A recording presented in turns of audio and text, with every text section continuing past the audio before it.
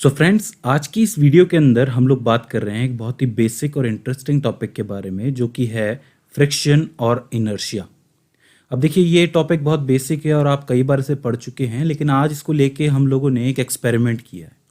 और ये एक्सपेरिमेंट भी आप लोगों ने कई जगह पे देखा होगा, जहाँ पर एक इंक्लाइंड प्लेन होता है जिसका कोई एंगल होता है और उसके ऊपर एक ऑब्जेक्ट रखा जाता है, इसमें मास m होता है। और वो ऑब्जेक्ट एंगल की एक ऐसी वैल्यू आती है जिस पर जाके स्लाइड कर जाता है। वहाँ हम लोग कहते हैं कि इसका जो स्टैटिक फ्रिक्शन कोफिशिएंट है वो अपनी मैक्सिमम स्टेट में है और यहाँ से जो है फ्रिक्शन ख़त्म हो जाता है और ये मोशन कर जाता है। काफ़ी इंटरेस्टिंग एक्सपेरिमेंट है, कई बार आप लोगों ने देखा होगा। लेकिन आज इसी एक्सपेरिमेंट की मदद से मैं फ्रिक्शन और इनर्शिया को समझना चाहता हूँ कि ये दोनों क्या हैं और किस तरीके से इनमें डिफरेंस किया जा सकता है। इस एक्सपेरिमेंट में सबसे पहले मैंने एक बोर्ड लिया है जिसमें सरफेस है, आप लोग देख सकते हैं इसकी सरफेस है, बिल्कुल सही है। और इसके ऊपर मैंने एक ऑब्जेक्ट रख दिया है, ठीक है, ये ऑब्जेक्ट है। और इस वक्त हम लोग जानते हैं कि इसकी सिचुएशन ये है कि इस पर एक ग्रेविटेशनल फोर्स लग रहा है जो कि नीचे की तरफ लगेगा, F इजिकल्स टू में mg। और सेम अमाउंट ऑफ फोर्स लगेगा जिसको ऊपर की तरफ लगेगा, जिसको आप लोग कहोगे नॉर्मल फोर्स, ठीक है। अब ऐसा क्यों है? क्योंकि हमें पता है कि ये जो फोर्सेस होते हैं ये बेसिकली पेयर्ड फोर्सेस होते हैं, ठीक है। ये कंजर्वेटिव फोर्स है, आप जानते हैं, ये जो ग्रेविटेशनल फोर्स लग रहा है तो बिल्कुल इसके अमाउंट का ही नॉर्मल फोर्स इसके अपोजिट भी लगता है, ठीक है। अब होगा क्या कि मैं इस बोर्ड को कन्वर्ट कर देता हूँ एक इंक्लाइंड प्लेन के अंदर, जो कि कुछ इस तरीके से मैंने किया है। यहाँ पे आप देख सकते हैं कि मैंने एक ईंट या फिर एक दूसरा ऑब्जेक्ट जो है इसके नीचे रख दिया है और अब इसका कुछ एंगल बन चुका है, ठीक है। ये एंगल ये वाला है। अच्छा, अब इसका जो पेयर फोर्सेस है वो किस तरीके से बनेंगे वो देखना भी इंपॉर्टेंट है। देखिए, इस ऑब्जेक्ट के ऊपर अभी जो ग्रेविटेशनल पुल लगेगा वो इस डायरेक्शन के अंदर लगेगा, लेकिन इसको सिंप्लीफाई करना ज़रूरी है क्योंकि देखिए इसकी डायमेंशंस चेंज हो चुकी है। आप लोग और से देखें तो पहले ये प्लेन पे था, ठीक है, बिल्कुल सीधा प्लेन पड़ा था। अब ये इंक्लाइंड प्लेन के ऊपर है, तो इसका मतलब ये जो फोर्स लग रहा है mg, इसको हमें डिकम्पोज करना पड़ेगा। अब डिकम्पोज करना सिंपल है, हम लोग पहले सीख चुके हैं वेक्टर का डिकम्पोजिशन, कि अगर आपके सामने एक वेक्टर होता है उसको डिकम्पोज करने के लिए एक जो वेक्टर है वो x डायरेक्शन में जाता है, दूसरा y डायरेक्शन में जाता है। तो यहाँ भी कुछ ऐसा ही होगा। यहाँ पर एक जो आपका वेक्टर होगा वो इस प्लेन के बिल्कुल परपेंडिकुलर कुछ इस डायरेक्शन में जाएगा और दूसरा वाला कुछ इस तरीके से x डायरेक्शन में जाएगा। आप लोग देख सकते हैं मैंने इस कोऑर्डिनेट सिस्टम को, इस प्लेन को थोड़ा सा टेढ़ा किया है अकॉर्डिंग टू इंक्लाइंड प्लेन, वरना ये सीधा ही होता, सही है। तो इसका मतलब एक जो फोर्स होगा वो इस डायरेक्शन में लगेगा, एक नीचे की तरफ लगेगा। अब जो आपका नीचे की तरफ लग रहा है ये cos थीटा से नापा जाएगा, हम लोग जानते हैं। थीटा की जगह हम लोग ये वाला एंगल लिखेंगे, तो इस वाले को आप लिख सकते हो mg cos अल्फा और इस वाले को आप लिख सकते हो mg sin अल्फा, ठीक है। अच्छा, जो नॉर्मल फोर्स लगेगा वो तो लगेगा ही, उसमें कोई दिक्कत नहीं है क्योंकि कंजर्वेटिव फोर्स है, तो इसका डेफिनेटली जो है पेयर तो बनेगा ही बनेगा। तो इसका मतलब ऊपर की तरफ एक नॉर्मल फोर्स भी लगेगा जिसको आप लोग कहोगे mg cos अल्फा, राइट, क्योंकि ये दोनों फोर्स बराबर होंगे, पेयर फोर्सेस हैं, नीचे वाला और ऊपर वाला बराबर होंगे, ठीक है। अब अगर ये दोनों के दोनों फोर्सेस बराबर हैं तो डेफिनेटली ये एक दूसरे का इफेक्ट यहाँ तो ख़त्म कर देंगे। तो इसका मतलब इस ऑब्जेक्ट के लिए एक्सेलरेशन के लिए कौन सी डायरेक्शन बची, यानी कि अगर इस ऑब्जेक्ट को मूव करना होगा तो वो कौन सी डायरेक्शन में कर सकता है? डेफिनेटली इसी डायरेक्शन में कर सकता है, mg sin अल्फा वाली में, जो कि कुछ इस तरफ जा रही। अब आप लोग देख सकते हो कि इस इंक्लाइंड प्लेन पे फिलहाल ये ऑब्जेक्ट स्लाइड नहीं कर रहा है। इसका मतलब इस तरफ जो mg sin अल्फा वाला जो फोर्स लग रहा है उतना ही इस तरफ एक फ्रिक्शन का फोर्स लग रहा है mg sin अल्फा। समझ पा रहे हो मैंने क्या किया है? भाई मैंने क्या है, इसका डिकम्पोजिशन किया है, एक नीचे जा रहा है y में, एक जा रहा है आपका x के अंदर। तो पहले तो ये नॉर्मल वाला मैंने बनाया। अब चूंकि इस वक्त ये स्लाइड नहीं कर रहा है, इसका मतलब इतने ही अमाउंट का दूसरा फोर्स इसको इस तरफ से खींचा हुआ है, तभी तो ये रेस्ट में है, तभी तो फ्रिक्शन इसको रेस्ट में रखे हुए, कोई दिक्कत वाली बात नहीं है। अच्छा, इसको बीच में जो रोक रहा है, मतलब इसको जो स्टैटिक रखे हुए है, उसको आप लोग कहोगे, क्या कहोगे? स्टैटिक फ्रिक्शन कोफिशिएंट, ठीक है, जो कि कुछ इस तरीके से लिखा जाता है, ठीक है साहब। अब मैं क्या करता हूँ कि इस इंक्लाइन प्लेन का एंगल बढ़ाना शुरू करता हूँ, कुछ इस तरीके से मैंने एंगल बढ़ाना शुरू किया है। तो आप लोग अच्छी तरीके से देख सकते हैं कि भाई दोनों फोर्सेस बढ़ रहे हैं, आगे वाला भी बढ़ रहा है, वहीं फ्रिक्शन फोर्स भी बढ़ रहा है। लेकिन अल्फा की वैल्यू एक टाइम पे इतनी हो जाएगी कि ये जो फ्रिक्शन वाला फोर्स है ये अपनी मैक्सिमम वैल्यू पे पहुंच जाएगा, और मैक्सिमम वैल्यू के बाद ये आगे नहीं बढ़ सकता। इसका मतलब मेरा लगाया हुआ जो एक्सटर्नल फोर्स है वो जीत जाएगा और ये ऑब्जेक्ट नीचे की तरफ सरक जाएगा।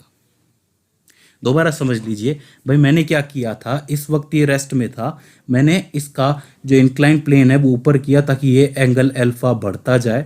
अब एंगल अल्फा बढ़ रहा है तो ये वाला फोर्स नीचे वाला बढ़ रहा है, ये वाला बढ़ रहा है तो फ्रिक्शन भी बढ़ेगा। लेकिन एक एंगल की वैल्यू ऐसी आएगी कि ये फ्रिक्शन का फोर्स जो है या कोफिशिएंट जो है ये मैक्सिमम हो जाएगा, उसके बाद ये नहीं बढ़ सकता है और उसके तुरंत बाद आपका ऑब्जेक्ट नीचे की तरफ स्लाइड कर जाएगा।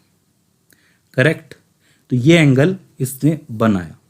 अब मैं क्या करता हूँ, इसी एक्सपेरिमेंट के अंदर मैंने ये जो आपका प्लेन है इसको दोबारा अच्छी तरीके से क्लीन किया है। आप देख सकते हैं कपड़े से मैंने क्लीन किया है इसको, जिससे कि इसको मैंने थोड़ा सा फ्रिक्शनलेस बनाने की कोशिश की। मुझे पता है कि ये फ्रिक्शन पूरी तरीके से फ्रिक्शनलेस तो नहीं होगा, ये फ्रिक्शन सरफेस, लेकिन थोड़ा कम ज़रूर हो जाएगा पहले से। इसको अच्छी तरह साफ़ करके मैंने दोबारा ऑब्जेक्ट को रखा है। ठीक है, आप लोग देख सकते हैं। इस बार मैं फिर से एंगल को बढ़ाना शुरू करूंगा और इस बार आप लोग देख सकते हैं कि थोड़ा सा कम एंगल के साथ ही ये स्लाइड कर गया। आप लोग देख सकते हैं, वैसे तो बराबर ही दिखेंगे लेकिन हल्का सा 1-2 डिग्री का इसके अंदर फ़र्क है। तो इन दोनों केसेस में एग्जैक्टली हो क्या रहा है कि यहाँ पर अचानक से बॉडी का इनर्शिया कम हो गया? ऐसा नहीं है, इनर्शिया कम नहीं हुआ। इनर्शिया अगर कम होगा यानी कि बॉडी का मास कम होना, क्योंकि हमें पता है कि इनर्शिया जो है बेसिकली मास का ही इफेक्ट होता है। भाई न्यूटन का फर्स्ट लॉ यही तो कहता है हमें कि जब तक कोई चीज़ रेस्ट में है वो रेस्ट में रहेगी और मोशन में है वो मोशन में ही रहेगी, जब तक उसके ऊपर कोई अनबैलेंस्ड फोर्स ना लगे। तो अगर कोई चीज़ रेस्ट में है तो उसको रेस्ट में रखने का काम कौन करता है? उस बॉडी का मास का इफेक्ट, यानी कि उस बॉडी का इनर्शिया। भाई इनर्शिया ही तो रखता है, लॉ ऑफ इनर्शिया ऐसे तो कहते हैं। लेकिन यहाँ पर इनर्शिया चेंज नहीं हुआ है, यहाँ पर फ्रिक्शन चेंज हुआ है। मतलब फ्रिक्शन की वैल्यू घट गई है, इसी वजह से ये जल्दी स्लाइड कर गया। ठीक है, ये बेसिक डिफरेंस है आपका फ्रिक्शन और इनर्शिया के अंदर। एक इंपॉर्टेंट चीज याद रखिए कि जो इनर्शिया है वो मास से ही बना है, इसलिए वो मास पर डिपेंड करता है। लेकिन फ्रिक्शन कभी भी मास पर डिपेंड नहीं करता है, फ्रिक्शन कोफिशिएंट कभी भी मास पर डिपेंड नहीं करता है। फ्रिक्शन कोफिशिएंट जो है बेसिकली डिपेंड करता है इंक्लाइंड प्लेन के एंगल पे। अगर एंगल ज़्यादा बढ़ाते जाओगे तो फ्रिक्शन जो की वैल्यू जो है एक बार मैक्सिमम पहुंच जाएगी, उसके बाद वो बढ़ेगी नहीं। समझ रहे हैं? जैसे कि यहाँ पर हुआ कि फ्रिक्शन कैसे हार गया, भाई मेरा एक्सटर्नल फोर्स कैसे जीत गया? भाई मैं एंगल को बढ़ाता गया, उसके बाद क्या हुआ कि जो आपकी बॉडी है वो स्लाइड कर गई।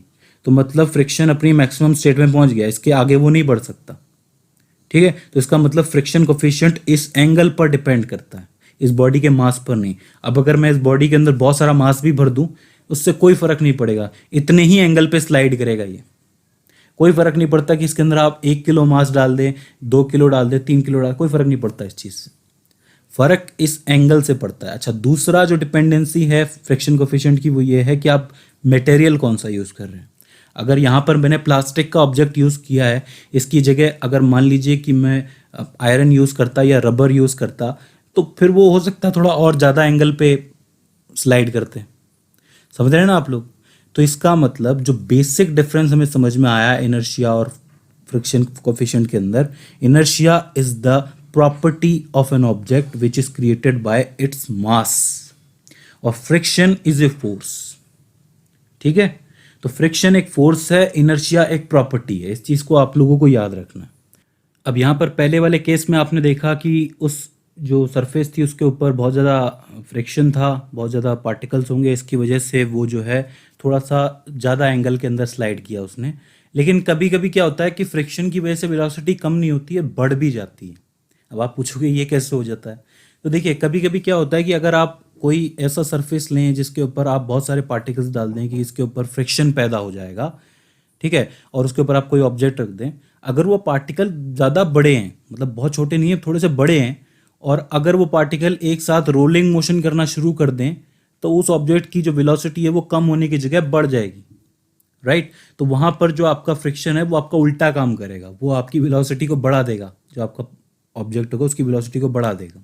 तो फ्रिक्शन जो होता है वो बेसिकली बहुत छोटे छोटे पार्टिकल्स से क्रिएट किया जाता है। सो आई होप आपको ये फ्रिक्शन और इनर्शिया समझ में आया होगा इस एक्सपेरिमेंट की मदद से। वैसे तो बहुत बेसिक चीज़ है, कोई बहुत बड़ा गणित नहीं है इसके अंदर, लेकिन ये चीज़ें पता होना ज़रूरी है प्रैक्टिकली हमारे दिमाग में होना ये चीज़ ज़रूरी है, जिससे हमें आगे कोई प्रॉब्लम ना हो। सो फ्रेंड्स, आई होप ये लेक्चर आपके लिए हेल्पफुल साबित रहा हो, इसमें आपको कोई दिक्कत नहीं आई हो।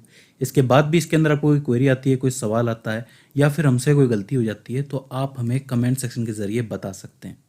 सो फ्रेंड्स, आज की इस लेक्चर में बस इतना ही। सी यू इन द नेक्स्ट।